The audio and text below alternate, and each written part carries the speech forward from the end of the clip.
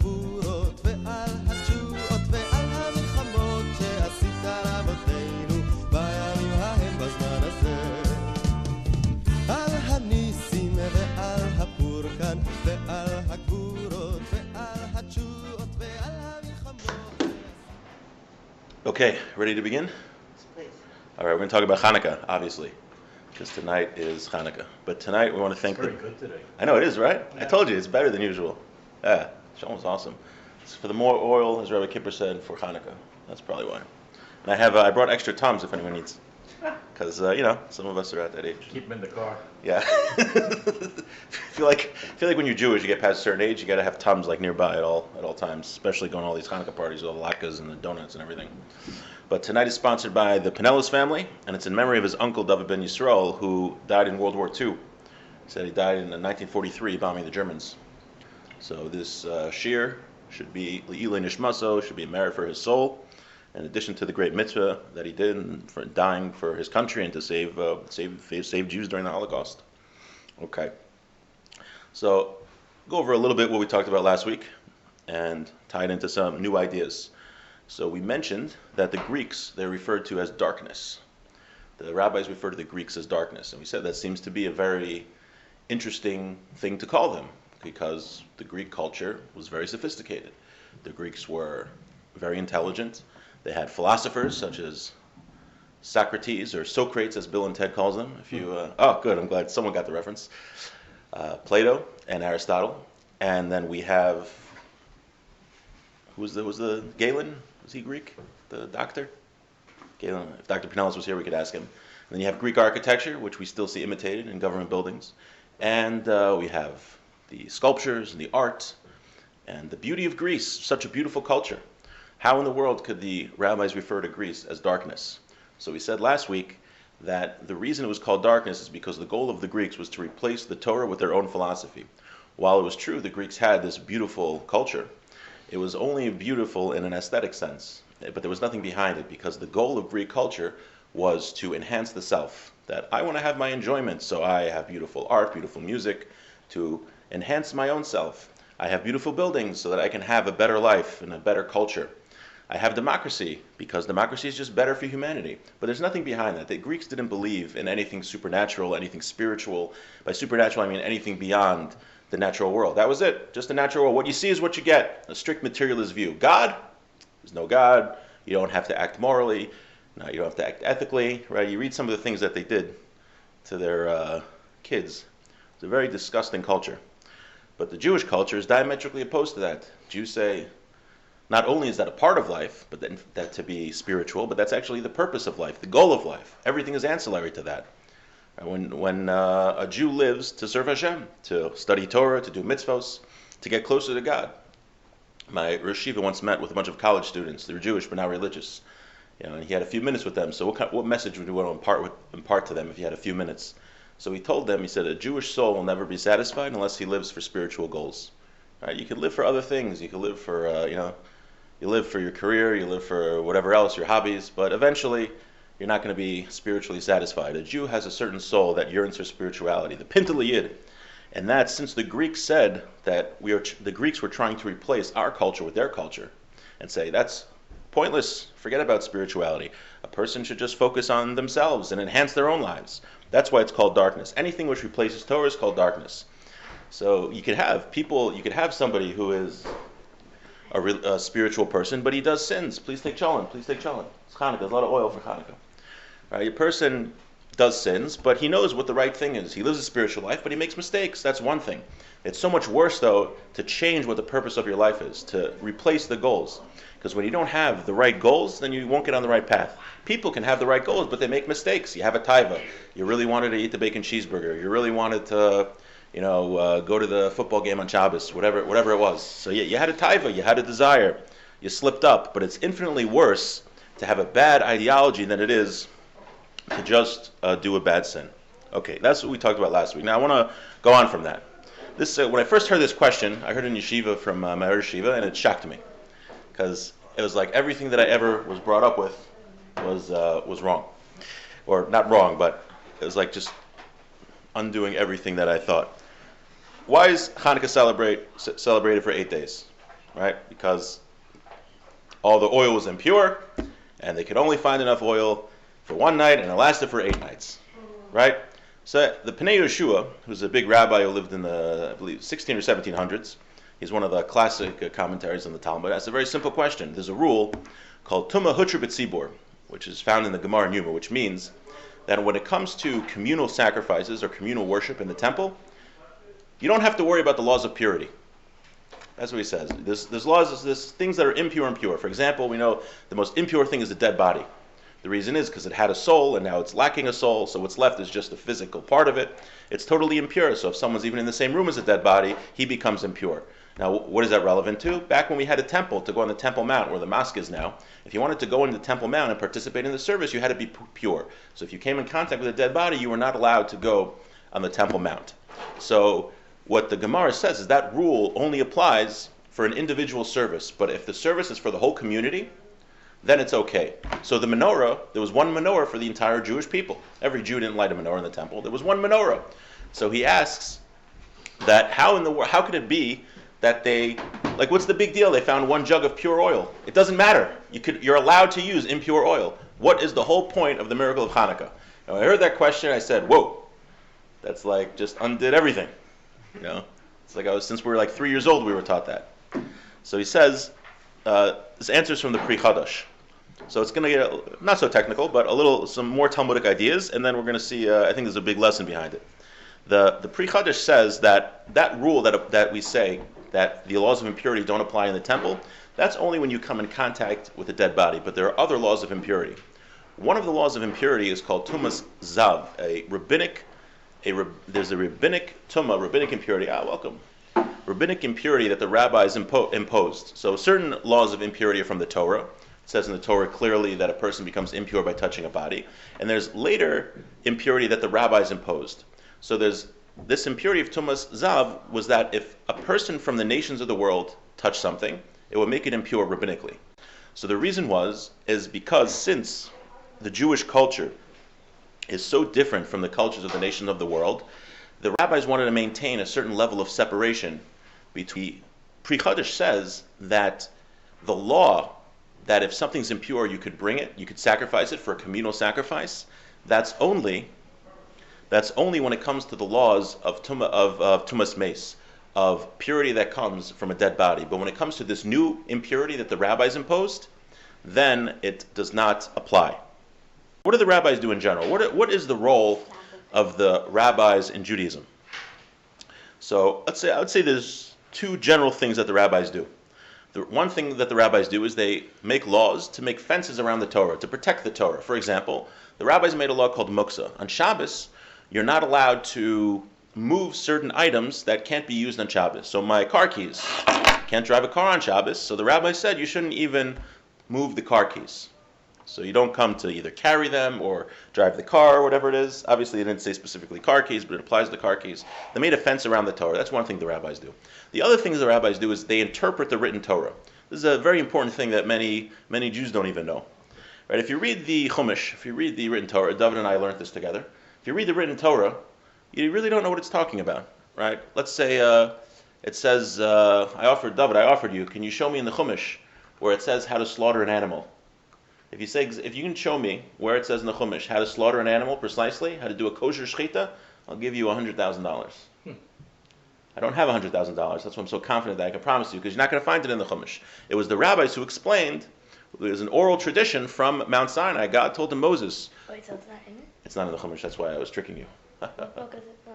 It's in the Gemara. And the Gemara is the oral tradition which was passed down from God to Moses to all of the elders until today. What were you saying?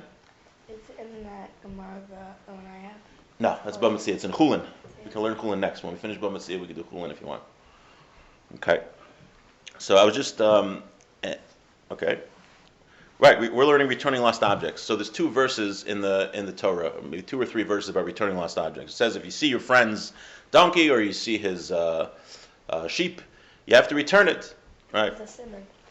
So David here just said that's only when it has a siman, means it has an identifying mark. You only have to return something when it has an identifying mark.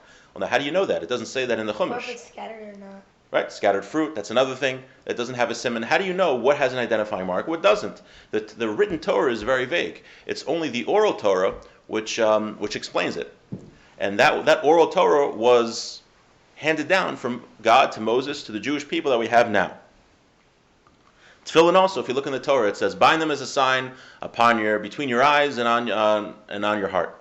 So what does that mean? A sign. How do you know it's tefillin? How do you know it's black boxes with 4 different things of parchment on it? Where does it say that? It doesn't. In fact, someone told me they had a camp for non-religious Jews, for kids, and the guy was reading the Chumash one night, and it says you have to have a sign between your eyes. And he walked in the next morning, and he put a little stop sign between his face. Good. It says you have to put a sign. Hey, welcome. Shalom's really good this week. So how do we know what it means? So the answer is it's from the Oral Torah. The Oral Torah explains the written Torah. Now, what's very interesting is that the Greeks, it seems, and we're going to see this through history, they were not so opposed to the written Torah. They actually translated into Greek. It was called the Septuagint. And why is that? We see also non-Jews, they don't seem so opposed to the written Torah.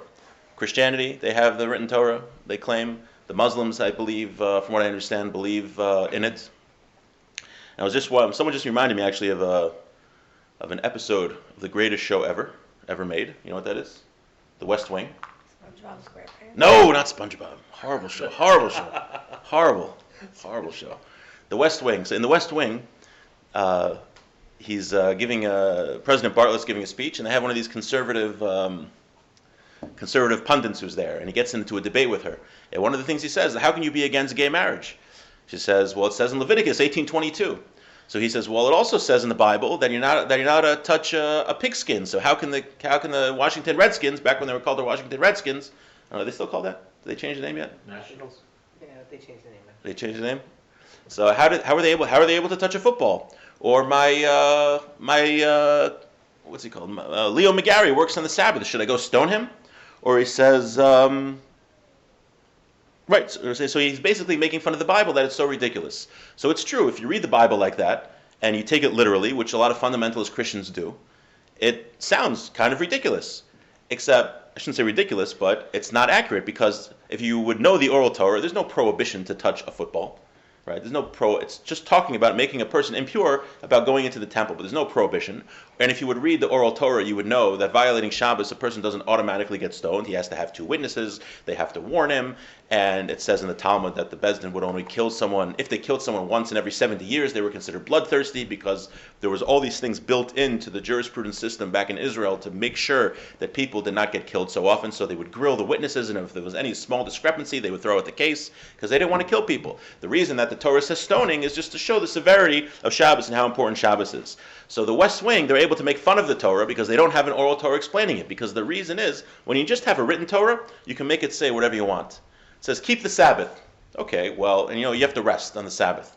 So, okay, so I think resting on the Sabbath means to drive to the beach and to, play with my phone on the beach. That's very restful to me. But if you have an Oral Torah, no, it says there are 39 labors you can't do. You're not allowed, you're definitely not allowed to drive. You can't play with your smartphone. It has to be a day of spirituality. And there's very specific rules about how you have to live. So if you just have the written Torah, you're able to manipulate it to say whatever you want. So, right, you remember, you ever read Mordechai Becher, right? Mm-hmm. When he used to come? So one of the stories he tells is that, to illustrate this point, he was in Hong Kong, I think, speaking, and it was Shabbos, so he couldn't use the elevator. So he's walking up the stairs, and, first flight, second flight, third flight, and he's like huffing and puffing, and a worker sees him, and he says, what are you doing? There's an elevator. So he says, it's my day of rest. Right? So because the Torah, that's not work. That's not what the Oral Torah defines as work. So the idea is that if you only have the written Torah, it's written in a vague way. Now, why God did it like this, that's a different discussion, but that's how he did it. Yep. How is the Shabbos elevator allowed? So Shabbos elevator, first of all, it's not necessarily allowed for healthy people. It's a big debate, because the way it works is that you don't have to push a button, and it automatically stops at every floor. The issue could be is that maybe you're causing the elevator to do more work because you're adding weight to it. So some rabbis only permit it for like a sick person or a pregnant woman, but a healthy, normal person usually should just use the stairs. And also it depends how they make them. There's different ways to make them. It all depends on the details of what exactly, how it's done. But that's the whole point. How do you know? You ask the question. How do I know how to answer you? You have to apply what the Oral Torah says to what the practical application is. Now, if you're just you just have the written Torah, you could say, yeah, well, it's more restful to use an elevator. Of course, you should use an elevator, right? And that's what the Greeks did. And what's unique about Hanukkah was that some of the Jews partnered with the Greeks. They were called Misyavnim. They took the Greek ideology and they tried to impose that ideology on the Jews. And they were really the real enemy at the time of the Greeks. And they're fine with written Torah. The written Torah, why? Because you can make it say whatever you want. It's addition. What did we say Greece was about? Greece was about serving the self. So these people use the written Torah to serve the self. If you have the Oral Torah, which is very detailed, explains exactly what you have to do, you can't mess around with it. Because this is what you have to do. If you just have the written Torah written in the vague way, keep the Sabbath, I can make it say whatever you want. And you have these movements today. That's what Reform does, that's what Conservative does, Open Orthodoxy. What do you have? You could have people, they're not religious at all. They don't keep anything it says in the Bible. But whenever they have a cause, whatever it is, they say, Tzedek, Tzedek tirdof. Justice, justice you shall pursue. And they apply it to any cause, right? They'll use it to be against Israel. Right? Justice, justice you pursue. That's why the Palestinians are right, and they have every right to bomb the Israelis. You could take the written Torah and manipulate it and make it say whatever you want. I remember, I don't get too political, but I remember with the whole immigration crisis with Trump as president, which is not a crisis anymore because Biden's president, but whatever. He just said that Biden is going to enforce the stay in Mexico order. Which was what? To give them $400,000? Stay in Mexico and wait. You have to stay in Mexico and wait for your. Oh wow! Wait for your hearing. That just happened like yesterday. But I remember all of these quote unquote rabbis when it was going on. Yeah. They say it says in the Torah, "Ve'ahavtam es hager." All right, you shall love the stranger. So you see, we have to love the stranger. We have to welcome in all of the immigrants. That's what they said. So now, if you have the written Torah, that's what it says. Welcome the stranger. Seems like you should welcome immigrants from South America. But if you look in the Oral Torah, in the Gemara Bav Metzia, hopefully we'll get there, it says stranger refers to a convert to Judaism. The Torah is commanding us to love converts to Judaism. Nothing to do with immigrants coming from South America. So if you have just the written Torah, you can manipulate it to say whatever you want. If you have the Oral Torah, you can't do that. Because what people do when they just have the written Torah is they use it as a self-serving thing. They take Judaism. Even Judaism becomes a thing to serve the self. Meaning I have these, if you go into certain synagogues, I've been told, it's really a political speech that the rabbi gives, and he just uses the Torah to support his political views. There's actually a conservative rabbi wrote an article, I forgot his name. He says something to the effect that he said that the fact that the conservative denomination, it happens to be that every one of their political beliefs, you happen to find a proof in the Torah, then you should get a little suspicious. Meaning if it happens to be every political belief you find a proof in the Torah, then you have to wonder, maybe it's my political beliefs influencing my interpretation of the Torah. That's not the way it goes. The way it goes is, let's look in the Torah, and we'll apply what the Torah says, how I should believe politically. So, and neither party is 100%, but obviously I have my opinions on that, but we'll end it there. The point is that people, Chalm's really good this week. People will use the Torah. This is what the Misyavnim did, and the Greeks did. They're fine with the written Torah. It's great about it. That is that. And it's an interesting Tosfos. Tosfos says, La'asad lava, when Mashiach comes, Hashem is going to say, who are my chosen people? And there's going to be a lot of people that say, we're the chosen people, we're the chosen people. There's one group, and he says, oh yeah, well, bring me proof. Who's got the Torah? There's going to be a lot of, it says, a lot of people are going to come and say, we have the Torah, we have the Torah. And then Hashem's going to say, well, who has the Oral Torah? Who has Torah Sheba'al Peh? And it's only the Jews that are going to come forward. Because it's Torah Sheba'al Peh, the oral interpretation of the Gemara, of the Torah, which sets the Jews apart. Why? Because when we have the Oral Torah, that's when we subjugate ourselves to the Torah instead of subjugating the Torah to ourselves. These are the books that we have on the table, the Oral Torah.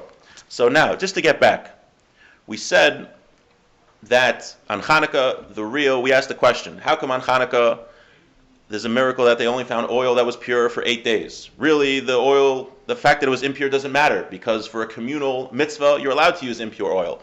So we said that what the Pri Chadash says, that really they only found one jug of oil that wasn't impure because it was impure because of coming in contact with a dead body. but it was pure that even a non-Jew didn't touch it. Now, why is that significant? Because the rabbis made a law. The rabbis who are charged with interpreting the Torah to tell the Jews how to live, how to subjugate ourselves to the Torah, those same rabbis, they made a law that a Jew and a non-Jew have to be separate. Why? Not because we're racist, because we have a different culture, we have a different ideology. A Jew believes, like we said, the goal of life is spiritual, to serve Hashem. Working, everything else fun, that's just a way to serve Hashem, right? You can go to work with two ways. I'm going to work so I can make money and be the most important person in the room, or I'm going to work so I can have money to send my kids to yeshiva, to study Torah, to give tzedakah, to serve Hashem better. Two different ideologies. And since Jews and non-Jews have different ideologies, the rabbis made a law to say Jews and non-Jews have to be separate. Now, what did the Greeks want? The exact opposite. They said, Jews, no, you're not special, you're just like the rest of us. That's why we said, in Mao's story we mentioned last week, it says, Upartzu chomos migdalai, the Greeks broke the walls.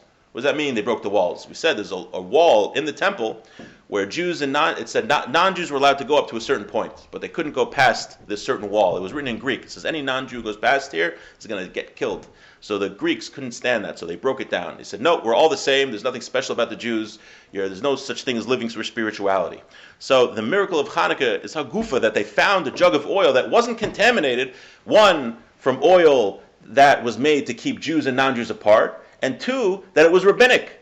The whole thing is that the rabbis, that we subjugate ourselves to the rabbinical interpretation of the Talmud. And what do we say about that? We said, how do we subjugate ourselves to Hashem? Because of the rabbinical interpretation of the Torah. And we said, even the Greeks, the written Torah, it doesn't bother them. I can make it say whatever I want. So we have these two things that was expressed in the miracle of the oil. One, that the Jews found oil that was pure, even on a rabbinic standard, which represents the interpretation of the Torah and the subjugation of Jews to Hashem. So that's what the miracle was. And it also, the Gemara says, that's why the Gemara says, the miracle of Purim was written down. We have a Megillah.